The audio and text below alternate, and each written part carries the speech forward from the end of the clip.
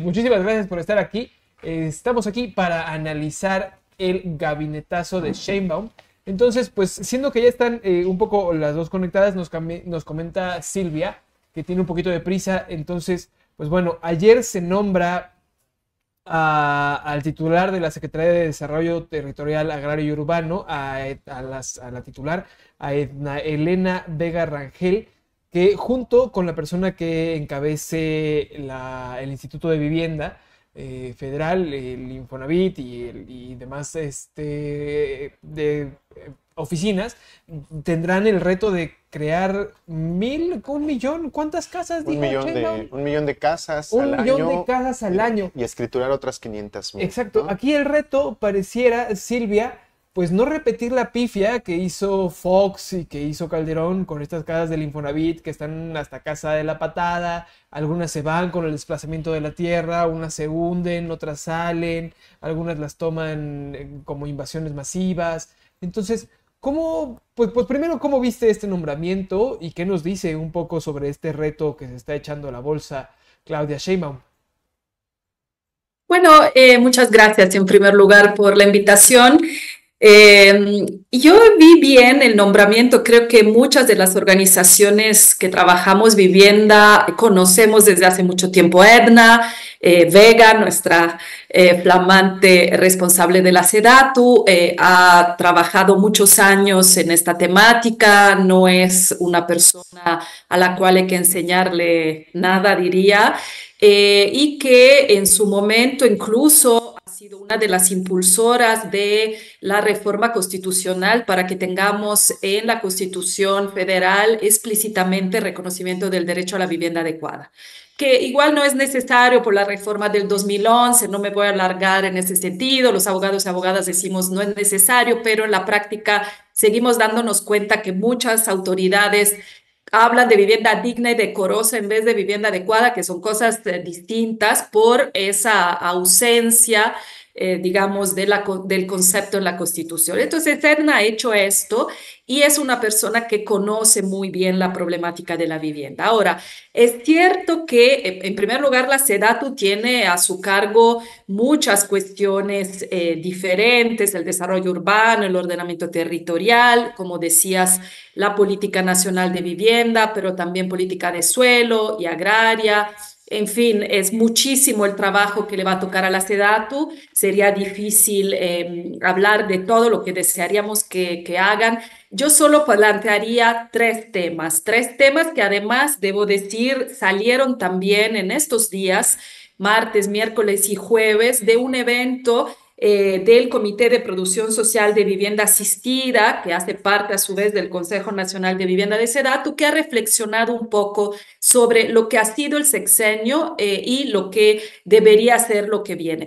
Decir que lo que más nos interesa como organizaciones de derechos humanos en esa temática es que la política, se había dicho en el sexenio, debería enfocarse a las personas más empobrecidas o vulnerables. Seguimos teniendo una política de vivienda que por varias razones complejas de explicar aquí, pero está realmente pensando más que nada a quienes ganan más de 5 salarios mínimos.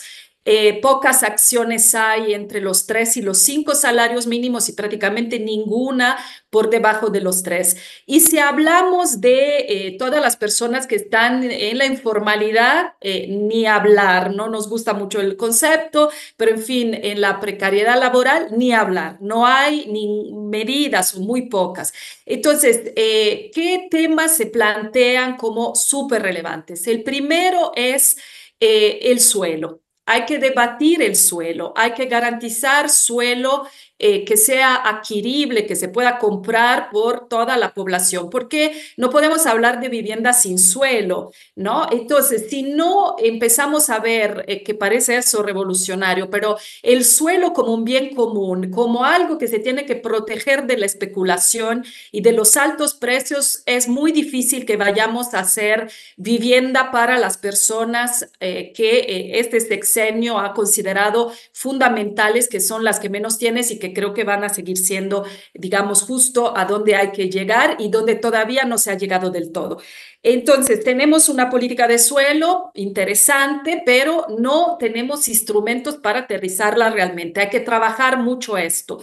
El segundo tema es que una de las formas para llegar realmente a la población que menos tiene es la producción social de vivienda, que este gobierno ha llamado vivienda asistida también, ¿no? Se ha hablado mucho de autoconstrucción, de otras cuestiones. Tenemos una legislación desde el 2006, la ley de vivienda que reconoce la producción social. Esta forma de acceso a la producción de vivienda es la que satisface más las necesidades y las demandas de vivienda de las personas que menos ganan. Entonces hay que reforzarla porque hay mucha confusión en relación a lo que significa y no significa y no hay instrumentos específicos para aterrizarla. La tratan como una producción mercantil, mientras que es muy diferente, es totalmente diferente. Necesitamos estos instrumentos específicos para esta forma de producción, los subsidios en esta forma de producción se usan diferente de la mercantil. Entonces hay que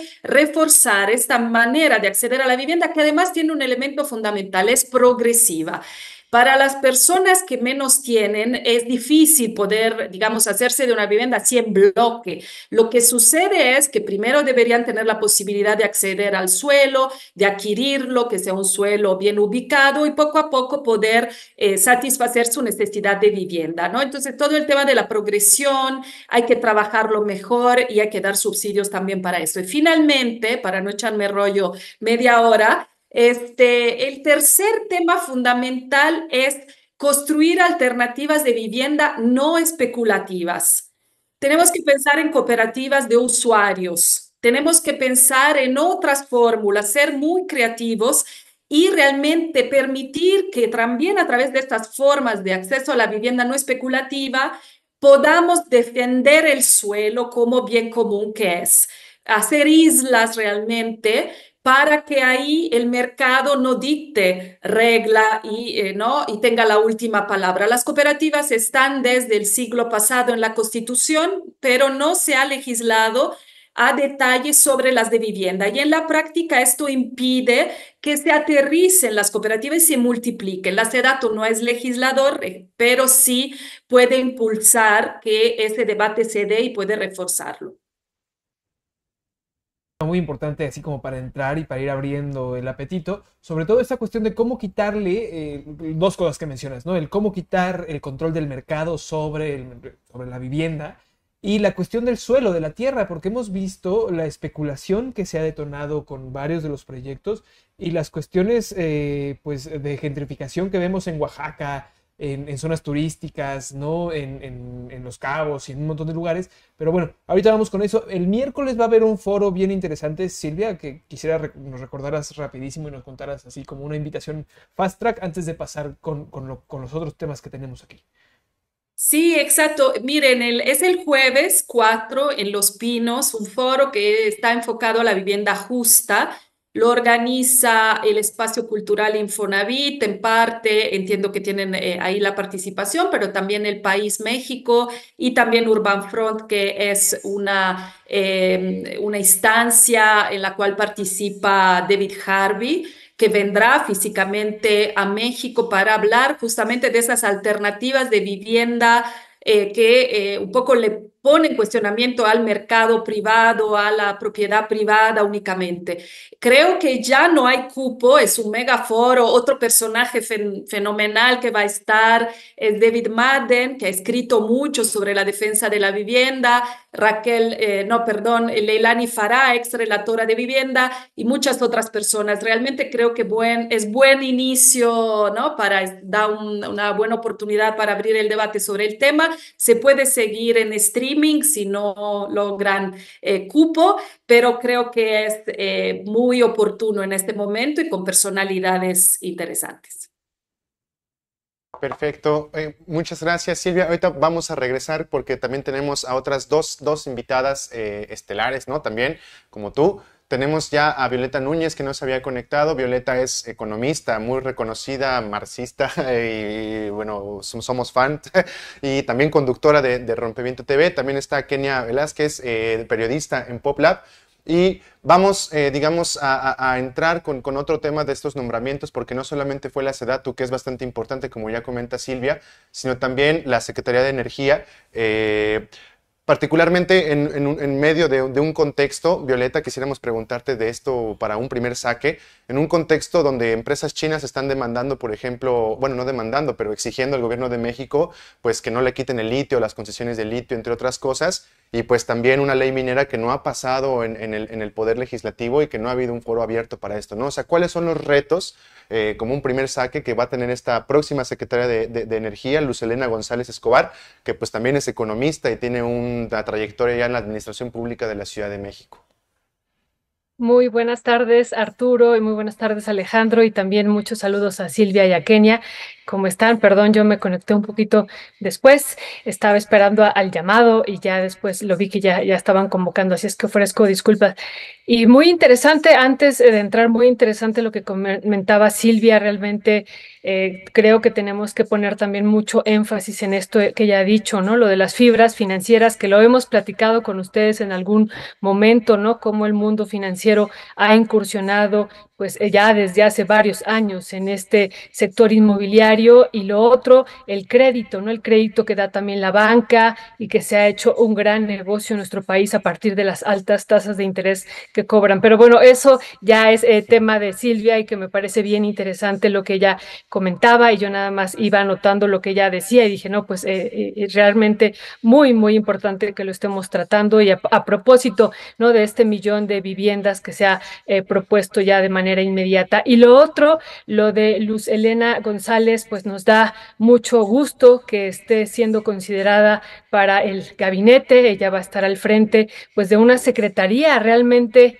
importante, muy, muy importante, no solamente en términos de números, ¿no? Por ejemplo, si hablamos en términos de números y de cifras, la primera que estaría en la palestra, pues es Bienestar. Este año se llevó 543,000,000,000 de pesos, le siguió Educación Pública con 439,000,000,000 de pesos, y luego le siguió Defensa con 258,000, y luego sigue ya lo que es esta Secretaría de Energía con 167,000,000,000 de pesos. Bueno, y podríamos seguir así, viendo cuáles son en términos de presupuesto importantes, pero además de ser la cuarta secretaría de acuerdo al PEF, ¿no? De este año 2024, el presupuesto de egresos de la Federación, tenemos el tema de la transición energética, y eso tenemos un problema inmenso a nivel mundial, a nivel global, y México tiene que hacer frente también a esto, no como un gran negocio, como se ha estado manejando, no como un gran discurso, y no desde mi perspectiva en esta carrera y en términos, más bien en esta guerra que tienen Estados Unidos y China, sino más bien viéndola como una realmente alternativa y salida desde con los pueblos aquí en México, de qué vamos a hacer como nación en esta situación de emergencia que tenemos. Y por eso me parece muy importante no solamente el nombramiento de Luz Helena González, que digo, para mí hay que celebrarlo, pues viene y así estamos viendo en general. Yo no sé cómo lo están ustedes analizando, pero me parece que así hay que analizarlo. Una gran cantidad del gabinete viene de la escuela pública, y eso también nos da una perspectiva particular de cómo se van a atender los problemas públicos. Y ella, ¿no? Es una economista formada en la educación pública, y eso me parece que es muy, muy importante, pero a ella también se agregan otras personalidades que serán claves aquí, por ejemplo, Alicia Bárcena, ¿no? Que también me parece que tendrá que trabajar muy de la mano con Luz Helena González, y también Raquel Buenrostro, que está saliendo o que estará saliendo de la Secretaría de Economía, y que todas estas secretarias y que va a la función pública, pero se engarzan, ¿no? No las podemos ver de manera aislada. También la SEDATU, ¿no? Que también tendremos que estar tejiéndolas con estas propuestas, y frente al cambio climático, que para mí, ¿no? Parte de la solución también a lo mejor será por mi deformación, parte de la solución del cambio al cambio climático, además de la propuesta de soberanía y de seguridad energética que se está planteando y de las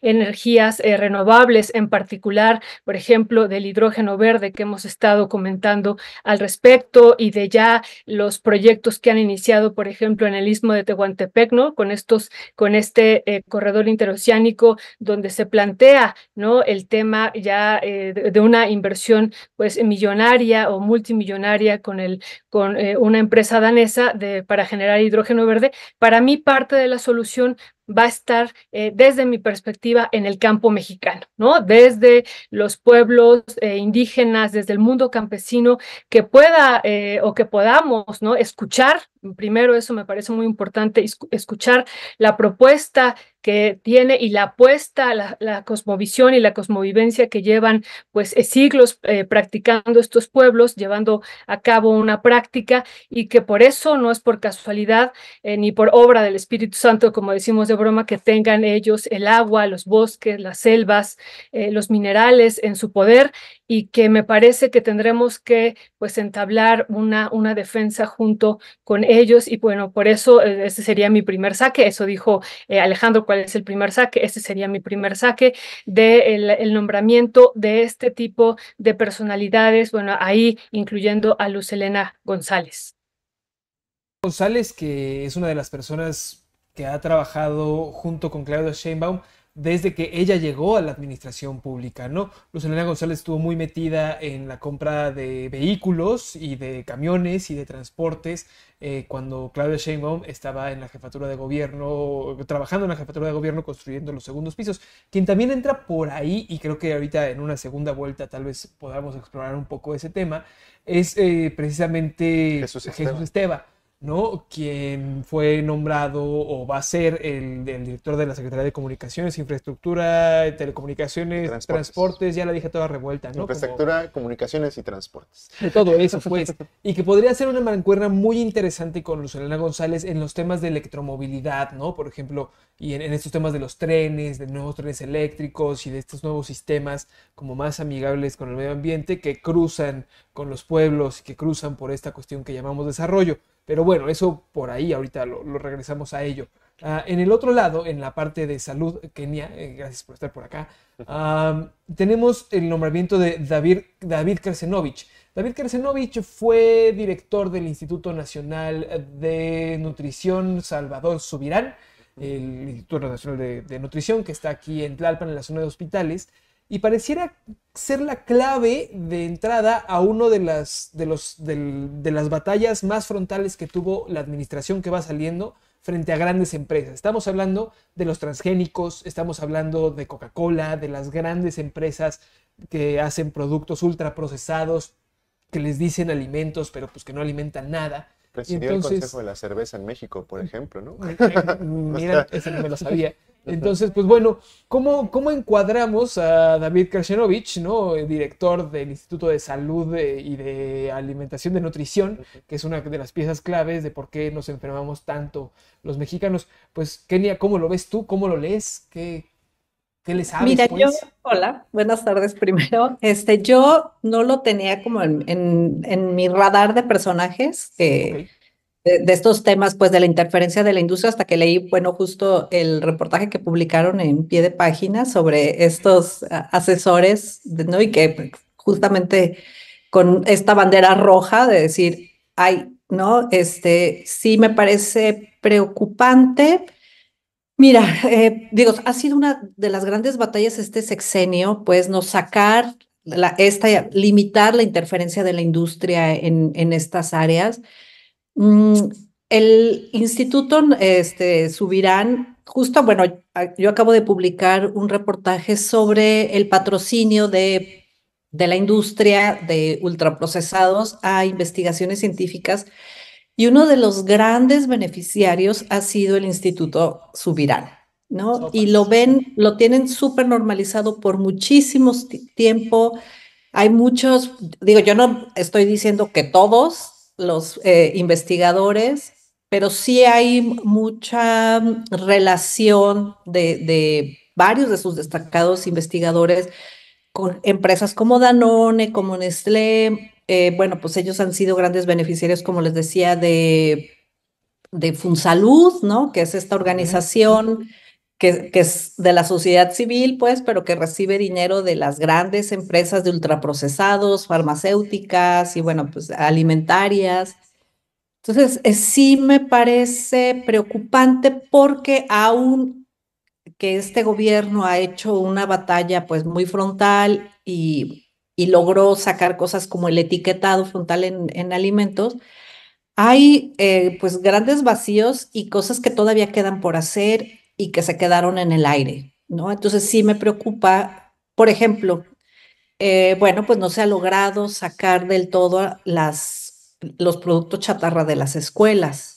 Y justo acaba de haber una gran protesta, pues, demandando eso, y que justo, bueno, de lo que hablaba Violeta, pues, de esto que tienen que trabajar entre todos, ¿no? Pues salud tiene que estar ahí diciendo, oigan, necesitamos aplicar esto, ¿no? Eso por un lado. Por ejemplo, ahorita estamos en la segunda etapa de la evolución del etiquetado frontal, que empezó con algunos indicadores ahorita desde octubre de 2023 y hasta finales de 2025. De lo que se trata es de que las empresas reduzcan el nivel de sodio en los productos, y ha sido una de las grandes batallas que ha dado la industria. Entonces, si de pronto por ahí afloja economía, o sea, Claro. sí es preocupante pues que no vaya a haber como alguien que vaya a defender estos logros, ¿no? Entonces, bueno, como primer planteamiento, y ya después ahondo más para continuar, pero sí es pues algo en el que vamos a tener que estar muy atentos pues en salud, más que nunca. Perfecto. Seguimos entonces con esta pregunta transversal. No sé, Silvia, si tienes como todavía tiempo, nos comentabas que como a las 3 más o menos tenías como una ocupación. Tú nos dices, porque obviamente tenemos como esta pregunta, relacionándolo con lo que plantea Jesús Esteva, toda la construcción de estas viviendas que estén cerca de los centros de trabajo, lo que ya nos comentabas también de brindar servicios pues que estén en tónica con esto de la revolución verde o la sustentabilidad, la nueva revolución verde del gobierno de Sheinbaum, solo para etc. los ricos, ¿no? Así Bueno, es, para los ¿no? que tienen para pagar. Porque ¿quién tiene para pagar una casa ahora? Nadie. Bueno, perdón. Exacto, sí. Entonces, Silvia, preguntarte, ¿no? O sea, ¿cuál sería el papel, digamos, como transversal en el que pues, se podría ligar también no solamente el desarrollo, la construcción de viviendas, sino también la provisión de servicios y cuánto presupuesto tendría que destinar en un estimado más o menos el gobierno federal? Sé que obviamente no somos analistas de finanzas concretamente de lo que tiene el presupuesto de egresos de la federación, pero más o menos qué sería lo ideal para poder desarrollar un proyecto que sí se atienda a las necesidades sociales, no solamente de vivir en un hogar, sino pues de estar cerca de tu centro de trabajo y tener acceso a transporte, etcétera, ¿no? Claro, mira, seguramente un poco siguiendo lo que las colegas han planteado, esa necesidad siempre de ver todo interconectado, así como están los derechos, deberían estar las secretarías, ¿no? Siempre todas muy interconectadas. La cuestión, obviamente, de los servicios es fundamental cuando hablamos de vivienda adecuada. No podemos pensar, ¿no? En las cuatro paredes, pero luego abro el grifo y no hay agua, o ni siquiera tengo grifo, ¿no? Entonces, obviamente, estas cuestiones hay que considerarlas todas siempre en la óptica de los derechos, en la óptica del urbanismo, ¿no? La cuestión para mí, otra vez, para volver a la cuestión principal, es el suelo, porque si no evitamos la especulación del suelo o no sacamos determinada cantidad de suelo del mercado, ¿cómo vamos a garantizar que se pueda construir vivienda accesible económicamente o asequible, como dicen los instrumentos internacionales, cerca de los centros de trabajo? Si además el tema de la descentralización es un tema complejo en el cual se ha avanzado, pero en fin, poquito, ¿no? Se ha hablado, pero no se ha avanzado del todo. ¿Cómo hacer a acercar eso, acercar la vivienda a los centros de trabajo, a los centros de esparcimiento, a las escuelas, en fin, si no ponemos en discusión los precios del suelo? Es imposible realmente. ¿Por qué se han ido durante tantos años las empresas con el Infonavit, digamos, a construir vivienda donde antes se producía maíz, se producían otras cosas, ¿no? Ahora se producen varillas, antes se producía vegetales y otras cuestiones, porque era ahí a donde se encontraba el suelo barato. Y esto ha obligado miles de familias mexicanas a trasladarse durante horas, como sabemos, y además a pagar cifras altísimas para el transporte, que si se pudiera realmente cuantificar en un inicio, claro, podrían comprar mucho más en las centralidades. El tema es que el transporte se paga de a poquito, pero es una locura lo que finalmente una familia paga de transporte en un año y lo que implica en términos de calidad de vivienda, de vida, perdón. Entonces, lo primero es esto, yo diría, ¿no? Antes de pensar, bueno, cómo conectamos los servicios, han habido, miren, también muchísimos problemas con los municipios, hay toda una reflexión que hay que hacer en relación también a repensar la relación federación-municipios, porque lo que se ha visto hasta ahora es que en el caso de las unidades habitacionales que se han multiplicado en el país, ni el constructor hacía realmente los servicios, ni los municipios tenían la capacidad, y las personas se quedaban en una especie de limbo en el cual no sabían ni a quién dirigirse para lo básico, ¿no? Entonces hemos tenido situaciones terribles. San Francisco Tepojaco es un caso terrible, aquí a las afueras de Ciudad de México, por Cuautitlán Izcalli, casas de pésima calidad, viviendas de pésima calidad, cerca de un basurero y además sin servicios, a donde una ambulancia tarda 1 hora para entrar, ¿no? Y que se convierten en guetos. Esto seguramente ya no lo queremos. Pero si no discutimos el suelo, difícilmente vamos a poder garantizar vivienda adecuada para las personas que menos tienen, que decíamos son las que tienen menos de 5 salarios mínimos, abandonadas por las políticas hasta ahora. Sí se han dado avances, hay que reconocer, por ejemplo, que el hecho que hoy a través del Infonavit se pueda adquirir suelo, por ejemplo, es interesante, ¿no? Es importante, pero sí hay que controlar el precio de este suelo, hay que sacarlo del mercado lo más que podemos. Y hay medidas que ya se han impulsado afuera de México, Colombia, Brasil, son especialmente interesantes en este sentido. Han hecho mucho esfuerzo para garantizar que determinadas zonas se identifiquen como zonas en las cuales el precio del suelo no puede subir como lo pide, digamos, el mercado. Las 6, las zonas especiales de interés social de Brasil, que derivan del Estatuto de la Ciudad,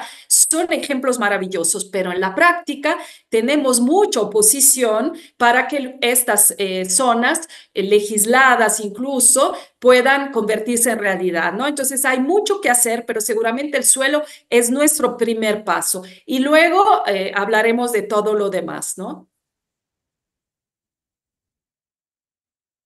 ¿No? O sea, como esta interrelación entre las secretarías que se acaban de nombrar en este segundo saque del gabinete, pues es fundamental, ¿no? O sea, estamos viendo de que no es la vivienda nada más por estar, sino que es una vivienda accesible, asequible y con todos estos servicios y que no permita la especulación y digna, aparte, ¿no? O sea, es un temota, es un temota. Arturo. Vaya tema, como si no fuera suficientemente complicado.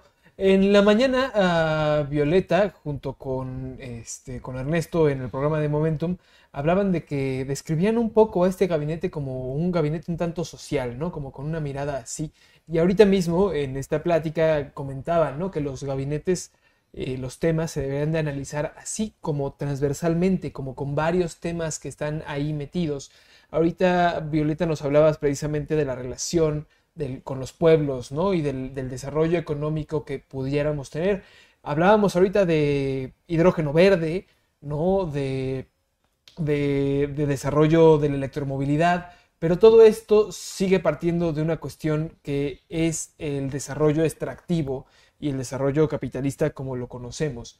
Entonces, pues bajo estas tenues matices, ¿hacia dónde nos va apuntando los nombramientos que vimos ayer, Violeta? No sé si quisieras un poco hablar de ello. Sí, Arturo, pues muy importante esta pregunta, porque finalmente seguimos viviendo en el capitalismo, ¿no? Eso es lo que decimos una y otra vez, seguimos en este capitalismo. Digo, quisiéramos tener pues otras realidades, donde no viviéramos pues esta lógica de acumulación que es la ganancia y que a partir de esa ganancia, como tú dices, pues esta economía, o mejor yo llamaría esta necroeconomía, esta economía de muerte y que se dedica a la extracción de recursos naturales para poder vivir, ¿no? Pero para poder vivir tiene que matar a otros y empezando por estos otros y otras, pues también hablamos de los recursos naturales de los pueblos, que para ellos sabemos que no son cosas, sino que también son sujetos. Y bueno, esta es la base de esta economía necrótica en la que nos encontramos. Seguiremos en esta economía necrótica, no se está planteando un cambio, pero sí me parece que puede haber matices, ¿no? Matices y que tendremos que ir, me parece, nosotros desde la academia, desde el activismo, desde el periodismo, desde los movimientos sociales, desde el propio gobierno, ir poniendo también algunos matices y algunos límites. Y una situación que a mí me parece importantísimo, por ejemplo, en términos energéticos, es la apuesta por lo público, la apuesta por la empresa pública, ¿no? Por la empresa que estaría siguiendo esta línea de fortalecer a la Comisión Federal de Electricidad, a Pemex, pero agregarles nuevos elementos ahí que me parecen fundamentales, como por ejemplo litio para México, que hay que decir que ha generado también una polémica en el sentido de que, bueno, como tú dices, Arturo, y por eso es muy pertinente la pregunta, seguimos en un modelo extractivista, sí, seguimos en un modelo extractivista, quisiéramos que cambie, insisto, de raíz esto, pero estamos en este momento todavía y tenemos que poner límites. Por ejemplo, un límite que estamos poniendo y que no logramos sacarnos del todo es esto que estamos viviendo ahora ya en el Banco Mundial, pues esta ya demanda que estaremos enfrentando como nación por parte de una empresa china que pretende extraer el litio en el yacimiento de Vaca de Huachi en Sonora. Y bueno, aquí lo que se decidió es antes de la demanda, digo, se decidió que el litio fuera de la nación, y entonces ahí hay un matiz, ¿no? Digo, no es lo mismo que el litio se hubiera quedado, desde mi perspectiva, hay diferentes perspectivas, en manos de esta empresa china y que ya se lo hubiera llevado todo y que lo estuviera transformando allá en China, a que nosotros como nación hubiéramos creado, como ahorita ya se ha planteado, esta empresa de litio para México, y que seamos nosotros desde lo público, desde la empresa estatal, pues que pudiéramos llevar a cabo primero un proceso de prospección,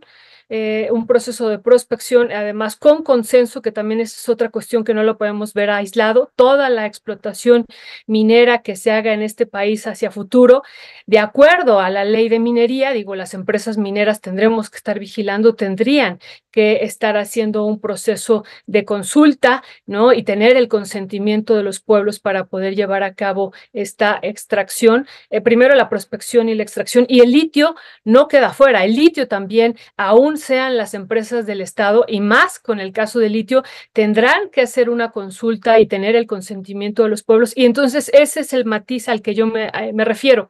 Primero que sea lo público, la empresa pública, pero también las obligaciones que tendrá el Estado, y pensando que también nosotros somos parte de ese Estado, en exigir que el gobierno federal y sus instituciones pues tengan todas estas responsabilidades que han adquirido y que ya están en la ley minera, que no solamente hagan la consulta, tengan el consentimiento y que respeten los tratados internacionales y nacionales en materia de medio ambiente. Entonces, eso me parece muy importante, que hay que tenerlo y que sí marca una diferencia dentro de esta economía necrótica, pues lo hace diferente. Pero por otro lado, tenemos también, como lo hemos estado platicando en Momentum, como ustedes hacían referencia, pues de la presión de Estados Unidos frente a su guerra comercial que tiene con China, ¿no? Entonces nos están presionando en términos de la explotación de los recursos, en términos de la explotación de la mano de obra, y pues bueno, ahí nos corresponde nuevamente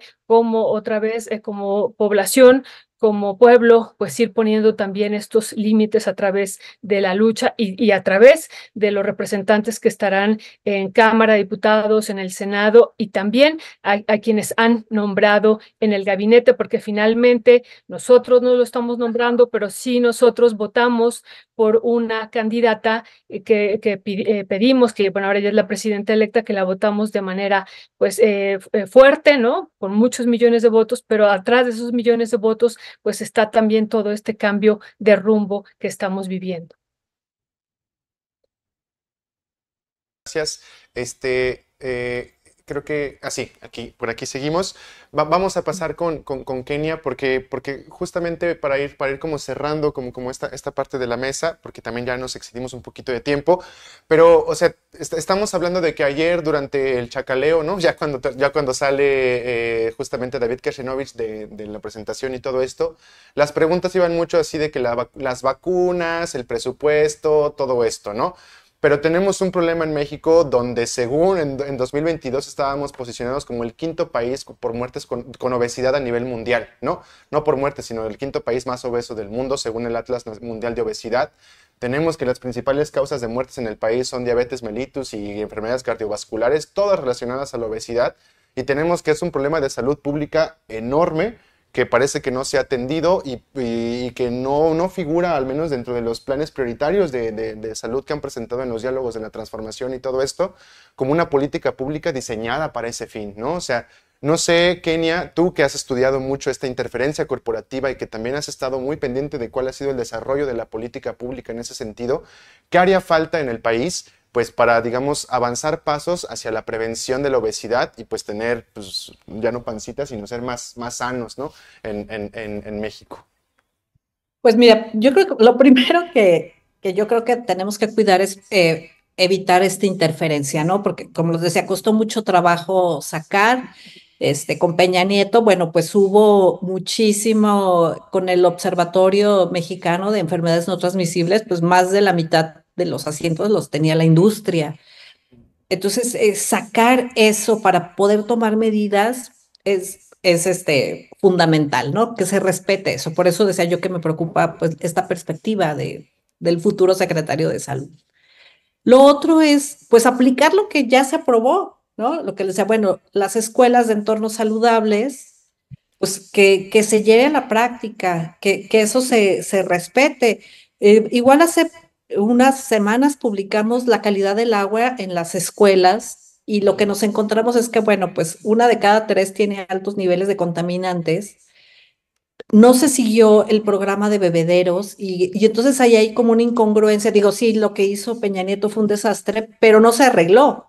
Acá lo que se hizo fue decir, bueno, ahora que los papás se hagan cargo de ver cómo están las instalaciones y demás de las escuelas, y bueno, pues eso no se le dio un seguimiento. Entonces, ¿cómo vamos a garantizar que niñas y niños puedan tener acceso a una alimentación saludable si en la escuela donde pasan muchísimo tiempo se les vende producto chatarra y no tienen acceso al agua potable? Entonces, lo que pasa es que se llevan o sus juguitos o el refresco o en el mejor de los casos, que no es bueno, pues por todo lo que implica el agua embotellada, ¿no? Que genera Claro. basura y entonces el Estado tiene la obligación, o sea, estamos formando a esas personas, ¿no? Que se alimenten saludablemente.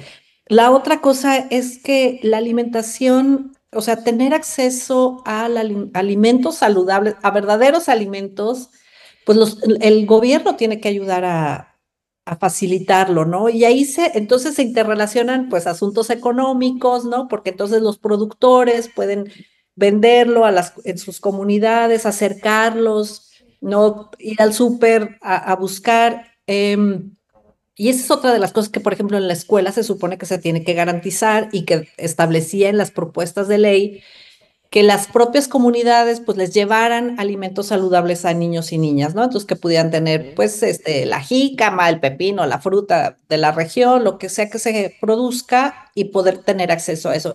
Eso no se ha logrado tampoco, ¿no? Entonces, bueno, pues ahí, o sea, nada más con esas cosas así básicas, claro, es para decir, bueno, acabemos con lo que, o sea, si es el segundo piso de la transformación, bueno, pues acabemos con el primero y entonces sigamos garantizando pues que la gente pueda tener, ir a hacer ejercicio, en fin, una serie de la publicidad infantil de estos productos dirigida a infantes también necesita regulaciones más estrictas, porque ahora es un horario muy limitado, pero la publicidad de productos chatarra invade redes sociales, otros espacios. Yo tengo una aplicación de cine y entonces acá ratito me llega Coca-Cola te invita a la función de no sé qué, ¿no? Claro. Entonces, dices, bueno, ese tipo de publicidad no está regulado y niños y niñas están expuestos a esto de manera brutal. Lo que se ha visto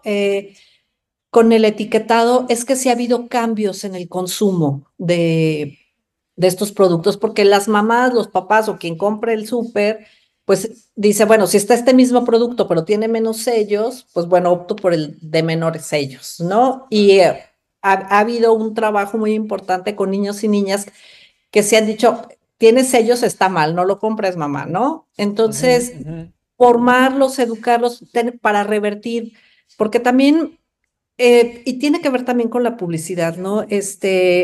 La gente se resiste, y eso me lo dicen muchísimo los nutriólogos y las nutriólogas, que la gente les dice, hago lo que quieras, pero no me quites la coca, Wow, ¿no? Entonces, claro. es un tema, pues, hasta de adicción, de Sí, ¿no? publicitario, y ahí sí tiene que intervenir el gobierno, las autoridades, porque no son decisiones personales únicamente, porque si no hay opciones, ¿no? Tenemos que acotarlas, se tienen que limitar. Entonces, bueno, yo partiría de eso, ¿no? Que se respete lo que ya se avanzó y que continúe con eso. O sea, ya, con eso me conformo. Sí, Kenia, rapidísimo, ¿no? En este tema fue muy importante el GISAMAC, ¿no? El Grupo Interinstitucional de Salud, Medio Ambiente y Ajá. Ciencia, creo que era, ¿no? Que se transformó después en una cosa más institucional. Ahí habían varias instituciones implicadas, ¿no? El CONACYT, la Secretaría de Agronomía y de Agricultura, la Secretaría de Salud. ¿Creemos que este grupo pueda tener, digamos, todavía una salida? ¿Crees que se vaya a sumar por ahí? Un poco por lo que hemos estado viendo, pues parece poco probable. Nada más ese comentario rapidísimo, ya para ir cerrando y bueno, de una vez, si Violeta tiene algo que agregarnos, pues si quiere agregar algo también. Pues yo creo que, no sé, ojalá, pero sí también darle como más herramientas pues al grupo, ¿no? Porque de pronto, o sea, bueno, yo cuando surgió tenía más expectativas de lo que se pudiera hacer. Digo, sí ha habido un logro importante con este trabajo conjunto que hicieron, por ejemplo, para defender el tema del maíz transgénico, bueno, más Ujú, bien ujú, defendernos ujú. del maíz transgénico y todo lo que se ha hecho con la evidencia científica y todo lo que se ha logrado en ese aspecto, pero tendríamos que ir más allá y tendría que tener más herramientas y más, o sea, tendríamos que reforzarlo, pues, para que de verdad sea eficiente. Perfecto. Kenia, pues entiendo que vas ya como sobre el tiempo. Muchas gracias también por venir acá. Y pues nos quedamos con una última pregunta de cierre, Violeta, que yo creo que puede englobar como todo esto, ¿no? Porque justamente también estos datos que arrojaba los estudios de salud, en Sanud, me parece, la encuesta, era de que quienes son más propensos a padecer obesidad son justamente la gente más pobre, ¿no? Esto por la falta de accesos a alimentación sana, etcétera. También es la que sufre la devastación de los territorios, pues porque son ahí donde llegan las mineras y donde llegan también todo ese tipo de megaproyectos y desarrollos. Y también, paradójicamente, las inversiones que se anuncian o que se proyectan para este año, las mayores inversiones de más de 40,000 millones, según lo que dijo el Consejo Coordinador Empresarial, pues son de mineras y de FEMSA, ¿no? O sea, estas empresas, pues que están justamente aquí teniendo negocios muy, muy grandes, ¿no? La pregunta del millón, que yo creo que muy, muy difícilmente nosotros, Arturo y yo, siendo unos simples mortales, no como tú, podríamos resolver. No, ustedes sí eh, la van a contestar, ustedes sí la van a contestar. Dilo, dilo. sería, pues, ¿cuál sería el modelo económico necesario o el modelo económico que se tendría que seguir Ve cómo te en el volteó a ver país? Arturo. Pues justamente para evitar esto, ¿no? O sea, se habla desde el próximo gobierno prosperidad con desarrollo y sustentabilidad, desarrollo con bienestar y sustentabilidad, ¿no? Parece aún hay una versión maquillada del capitalismo consciente que nos vendieron hace un poquito. No sé tú qué opinas, Violeta, y pues con esto cerraríamos, no sin antes llegar a despedir, ¿no? Creo que por aquí estaban tus tomos del Capital, aquí los habíamos guardado. Pero bueno, no, Sí, adelante, oye, de veras, adelante. qué buena pregunta también, ¿verdad? Esa es la pregunta Del del millón. millón. Sí, del millón, y creo que la pregunta que nos tenemos que hacer, más allá de, digo que ya es un planteamiento importante, salimos o no hemos logrado salir, pero teníamos un neoliberalismo rapaz en todos los ámbitos. Fíjense lo que hablamos ahorita aquí, ¿no? Hablamos de vivienda, pero ¿cómo lo ve el mercado y el capital? Como una mercancía financiarizada, la vivienda está financiarizada y además lo que decíamos, el crédito, los bancos han hecho un gran negocio frente pues a esta imposibilidad que, como decías Arturo, tenemos todas y todas de tener una vivienda ahora, en estas generaciones. Entonces recurrimos al crédito con altas tasas de interés, o sea, todo lo ven como un mercado, ¿no? El mercado financiero, el mercado ficticio, y luego nos vamos al tema de los alimentos y también cómo lo ve el capital como mercancías. Y si te da veneno y te mata, mejor, ¿no? Porque crea otras mercancías y entonces entra la industria médica y genera otras mercancías para curarte.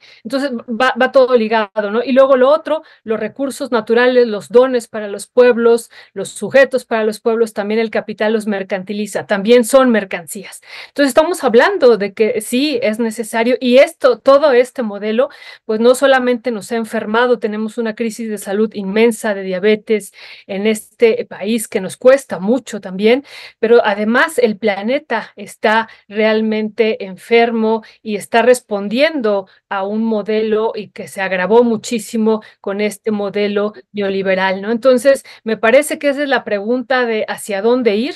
No, me parece que no basta, aunque es un gran avance, ustedes ya ahorita dirán, que el Estado, pues se posicione como protagónico, un Estado que le estará haciendo o poniendo los diques a este neoliberalismo y a este mercado rapaz, pero tenemos que pensar también en otras posibilidades de construir otros mundos, como pues lo han dicho desde hace muchos años los zapatistas, y estoy pensando ahorita en esto, ahorita que los escuchaba y en esto que iban ustedes hablando, y también Silvia y Kenia, pues en esta propuesta también que hay desde los pueblos de alternativas, ¿no? Por eso decía, para mí la solución frente a este cambio climático y esta crisis es escuchar primero a los pueblos, lo que ellos han hecho, lo que ellos han vivido con la naturaleza, esta relación más armónica con ella, no esta defensa que han hecho, y la defensa frente a las zonas de sacrificio ambiental también que el capital les ha impuesto.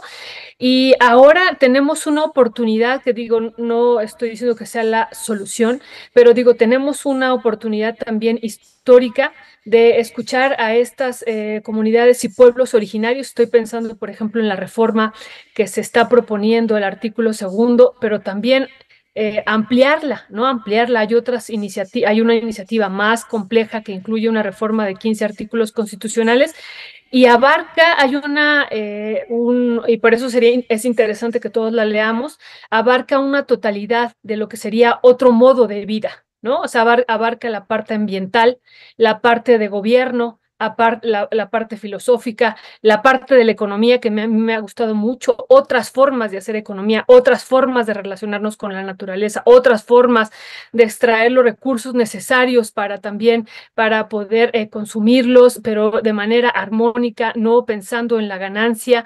Y eso me parece que hay que tomarlo en cuenta, hay que verlo, hay que, insisto, escucharlo mucho. Por eso los pueblos hablan de las sociedades de la escucha y de nosotros, considerándonos a todos y todas.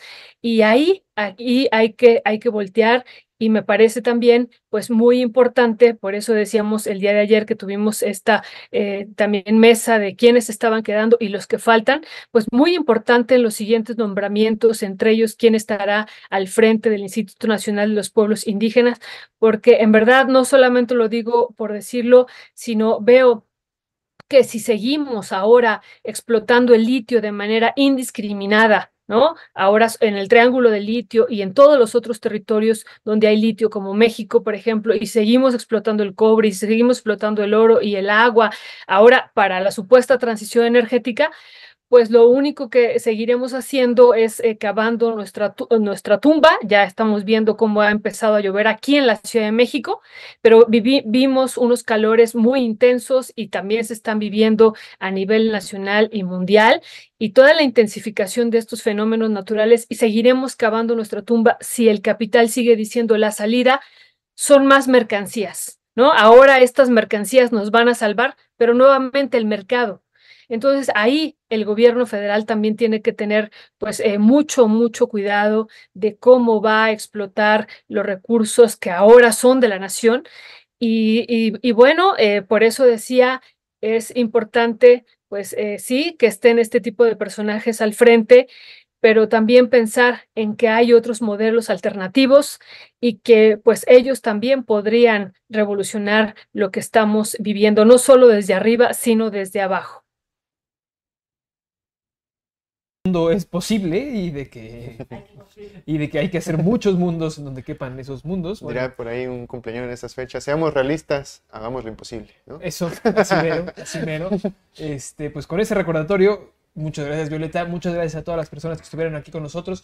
Recuerden la importancia de las áreas naturales protegidas, recuerden la importancia de siempre criticar el consumo y de apoyarnos aquí para que nosotros también podamos seguir consumiendo, porque somos humanos y necesitamos hacerlo. Entonces aquí abajito ya nos dijo aquí Alberto que nos dejó una lanita, está la cuenta de pie de página por si nos quieren echar una lanita, así, póngansela del Puebla. Sin más por el momento. Sí, pues muchas gracias, Violeta. Ahora se invirtieron los papeles. Nosotros somos los entrevistadores y tú ahora nos respondiste sesudamente. Nosotros no, muchas gracias. Yo feliz de que me hayan invitado, les agradezco mucho y aquí estaré todas las veces que me inviten. Y yo pensé que iban a decir al final, consuman frutas y verduras. Pues también, también. Muchas gracias, Violeta. Violeta, vamos a ir cerrando esta emisión. Como ya lo dijo Arturo, en la parte de abajo hay la cuenta bancaria.